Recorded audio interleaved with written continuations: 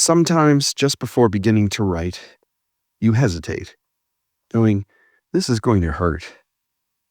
That's where I am just now, as I set out to remember a good friend of the musical Innertube and a longtime pal of Don's and mine.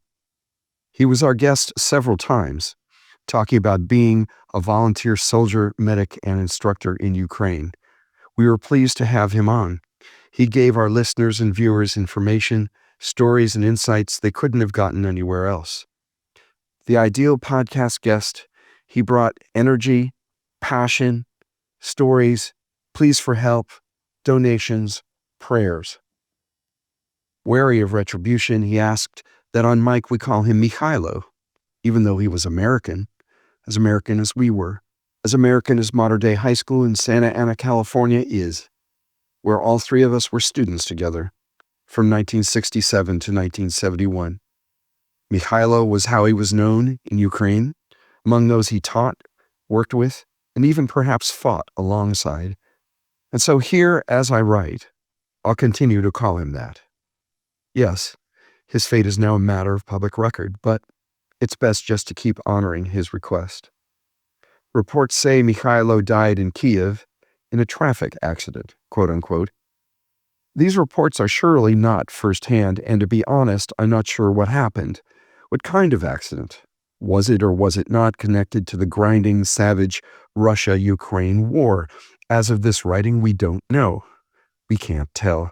Perhaps it was, quote-unquote, only your run-of-the-mill smash-up in the often bombed capital city of a country at war, a country that as of this moment, dare I say it, is not winning. But which do you think would be more ironic, that a volunteer soldier like Mykhaylo would die in a car crash unrelated to the slaughter and destruction, or that his accident, whatever it was, did have a connection, was itself an act of war? Like many others who knew Mykhaylo, I'd long been afraid for him. He was my age, 71, when he made his last trip out. He'd been taking these long trips to Ukraine since 2014, when Russian troops moved in and annexed Crimea. He was 57 when he started. What? Yeah, a senior citizen flying to Ukraine on his own dime to fight against Russia. Well, if that sounds crazy, you don't know Mykhaylo. Why did he go? Believe me, I've been running and rerunning that question ever since we learned. The news came as a shock, but beneath it ran a subterranean current of unsurprise. As Hamlet says, my prophetic soul, as in, I knew it. So let me think aloud about why he went. At modern day, Don, I, and Mykhaylo took many of the same classes, had many of the same friends. We even wrote short stories together, critiqued one another's work, even sent stories out to see if anyone would publish them. No one did. It was an era of argument. All three of us took part in hundreds of long, winding discussions. We talked about Vietnam, the civil rights movement. Was it criminal or justified? Women's rights, a national movement only a few years old, and all that came with them, issues of privacy, reproductive rights, fairness, equality under the law, equal pay, and patriarchy. As in any high school, we talked about sex. What's it like? Drugs, what they were, who took them, what happened to you when you did. And popular music, from the Beatles to the Doors to Stevie Wonder to Crosby, Stills, Nash & Young to Joni Mitchell, James Brown, and many more. We were all scared, all transfixed, all looking around. I might add that I and Mykhaylo were also in the marching band together, I on flute and Mykhaylo on clarinet. Too many stories there. Let's move on. Mykhaylo was Catholic, as we were, a somewhat tortured, questioning Catholic, and he hated the communist threat. He cared. He really cared. And he argued about almost everything, as if his life lay in the balance. Stocky, high-spirited, he was a gifted long-time gymnast. He used to come to my house and, well, show off. He was the first person I ever saw who could stand on his head and from there do push-ups. Once, he even did it with one hand free. So even then, he was in training. He dreamed of joining the Navy SEALs. I had never heard of them. He explained they were one of the most advanced, selective, and exquisitely trained fighting organizations in the world, sent on hazardous, often top-secret jobs requiring impossibly talented men to do impossible stuff to fulfill the assignment with the latest weaponry and, if not, then by hand and tooth. I used to imagine the training, getting dumped at sea with nothing but a knife and belt.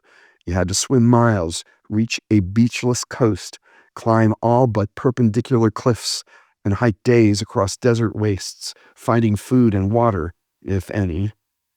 If you survived, you didn't automatically pass. You had to survive with flair, with something left, because you might have to do the same thing again right now. This was Mykhaylo's dream. He wanted to fight communism, and was he ever competitive? Several times a year, he'd come over to my house for what he called the non-Olympic Games. It was no contest. Mykhaylo was muscular, hair trigger, ever about to leap right out of his shoes. No athlete but I did run a lot, all over the place, partly because I drove people crazy and needed something to slow me down. He had us, quote-unquote, compete in 10 events. Most were non-events. Anything that required the use of muscles, which I did not have galore, Mykhaylo won with ridiculous ease, laughing all the way. The only field event I ever won was the high jump, but I did tend to win the track events. Mykhaylo hated that, trained hard for the next time and the next. He beat me flat. I'm proud of it. We climbed mountains with 2 other classmates who also dreamed of being Navy SEALs. One story from our high school days will paint a proper picture of Mykhaylo. A powerful swimmer, he enjoyed diving for abalone off the California coast. On one such outing, he discovered a sea anemone wide open. He dared me to stick my tongue inside, feel what it was like to get stung. Nope, not me. I may be stupid, but I am not crazy. With too little hesitation, though, Mykhaylo stuck his tongue right in there, and for the next hour told us what he was feeling. That is, until his tongue swelled up too much for him to talk. It was reckless, but still today, I think it was cool. In the next 5 decades, Mykhaylo would master a range of subjects, weapons, languages, and skills. His military life, I believe, may have interfered with his marital life, but without question, he displayed drive and genius. First in the Navy, then in the field of emergency medicine, where he became an ENT and an eminent teacher. He was also an accomplished long-distance runner, running both marathons and ultramarathons, and his Christianity became something that meant everything to him. In 2001, after the Twin Towers attacks, Mykhaylo challenged his way back into service. That's what you did in his book when you were 48 and the United States was attacked by terrorists. Later, he joined private contractors working in Iraq, where at least part of the time, he was a munitions expert. I fear that meant he gathered weapons, stuck them in big pits, and blew them up. Perhaps now I needn't explain further why, when Russia took Crimea, Mykhaylo decided he had to go to Ukraine. As mentioned, he taught battlefield medicine and guerrilla tactics. It's not impossible that he partook in frontline activities. I base that statement on things he told me, never confirming or denying very much, but there were little lapses, slips in conversation. This last time he told us he wouldn't go near the front lines now. I'm too old for that anymore, he said. He concentrated on raising money and collecting equipment for Ukraine, including new technologies to assist in tracheostomy, revival, and the treatment of massive injury. If you listen to our last podcast with Mykhaylo on August 27th, 2024, you'll hear him talk about the needs of his fellow soldiers in Ukraine and his efforts to support them. Toward the end of his life, he was becoming Ukrainian. He was well along to learning the Ukrainian language, and he was thrilled. by the country's culture and the people's fierce pride in it. One night, a friend took him to an opera in the country's oldest opera house. Not an opera guy, Mykhaylo nevertheless was moved by the talent, the beauty, and the crowd's tearful, defiant joy. He wanted to live there someday. After the war, as he dreamt, was won. Listen to our podcasts with him, and you will hear him break down as he tells his stories. He cared. You don't need to tell me. There are other sides to all this. Mykhaylo was the kind of person who prompted a range of feelings, let's just put it that way. He himself often told me he'd had struggles. He'd hurt people in his life. He knew his fervor and certainty could create problems.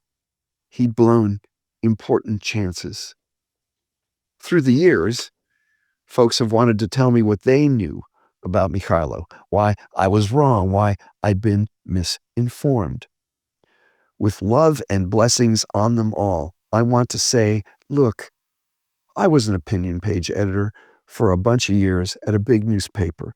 And if there's anything I know well, anything I ever learned from that experience, it's this. I'm often wrong, often clueless, naive, blind, ignorant. Pick your adjective. In that light, let me limit myself to what I know for sure. In his 10th year of service to Ukraine, Mykhaylo was killed in the streets of Kiev. I can't believe it, and yet I can. He lived life to the full. He was a believer in God, in righteousness, and in the absolute necessity to fight on behalf of the oppressed. A multi-talented, flawed human being, he was a pain to some people, I guess, but also the kind on whose shoulders the world turns, the kind who runs toward the shooting. I personally hate shooting of any kind, and I surely did not agree with him on everything. But when people put themselves on the line in my name, or in that of humanity and freedom, I must be silent and thankful. I hope you'll give a listen to our shows featuring Mykhaylo. Time for me to be quiet before the fact of loss.